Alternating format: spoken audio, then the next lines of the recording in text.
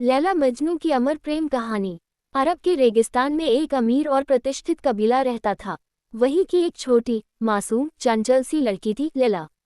उसकी बड़ी बड़ी काली आंखें, चेहरे पर मासूम मुस्कान और बोलने में मिठास उसे गांव की सबसे प्यारी बच्ची बनाते थे। उसी गांव में एक लड़का था कैस इब्न अल मुलव्वाह। कैस बहुत होशियार, नर्म दिल और कविताओं का शौकीन था। दोनों बचपन में एक ही स्कूल में पढ़ते थे। शुरुआत में तो वे सिर्फ सहपाठी थे, लेकिन धीरे धीरे उनकी बातें बढ़ीं। पढ़ाई के बहाने, किताब उधार लेने के बहाने या कभी किसी खेल में वे हर रोज मिलने का तरीका ढूंढ लेते। समय के साथ यह मासूम दोस्ती कुछ और बन गई। लैला के आने से कैस का दिन बन जाता और कैस की बातें सुनकर लैला का चेहरा खिल उठता।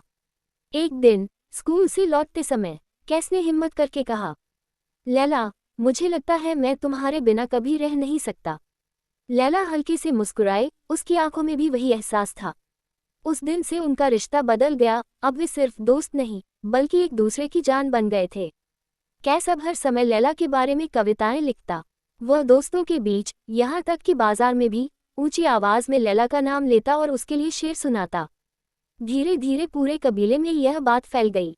लोग मजाक में उसे मजनू, मतलब पागल दीवाना, कहने लगे। लेकिन कैस को परवाह नहीं थी। उसके लिए तो ये नाम गर्व की बात थी, क्योंकि इसमें उसकी लैला बसी थी। जब लैला के घरवालों को ये रिश्ता पता चला तो वे भड़क उठे। उनके अनुसार खुलेआम किसी लड़की का नाम लेना और उसके साथ प्रेम करना परिवार की इज्जत के खिलाफ था। उन्होंने तुरंत लैला को घर में बंद कर दिया और कैस से मिलने पर सख्त पाबंदी लगा दी। मजनू ने हिम्मत नहीं हारी।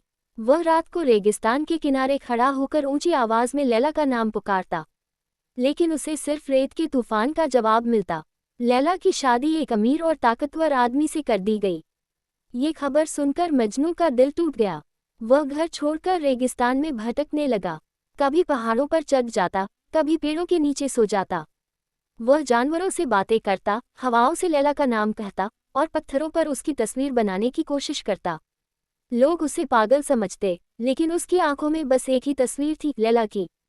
कहा जाता है कि एक बार लैला अपने पति के गांव से निकली और मजनू से मिलने आई। वे दोनों चुपचाप एक पेड़ के नीचे बैठे। आंखें भीग रही थीं, लेकिन शब्द कम थे। लैला ने बस इतना कहा, कैस, अगर हम इस दुनिया में साथ नहीं हो सकते तो अगली दुनिया में जरूर मिलेंगे। कुछ महीनों बाद रेगिस्तान में मजनू की लाश मिली। वह भूखा प्यासा लैला का नाम लेते लेते इस दुनिया से चला गया। जब ये खबर लैला तक पहुंची तो उसने खाना पीना छोड़ दिया। कुछ ही दिनों में वह भी मजनू की कब्र के पास आकर हमेशा के लिए सो गई। लैला मजनू की कब्र आज भी अरब में मौजूद बताई जाती है। लोग वहां जाकर फूल चढ़ाते हैं और दुआ करते हैं कि उन्हें भी उतना सच्चा और निस्वार्थ प्रेम मिले। ये कहानी हमें सिखाती है, सच्चा प्यार सिर्फ साथ रहने का नाम नहीं, बल्कि हर हालत में दिल से निभाने का नाम है।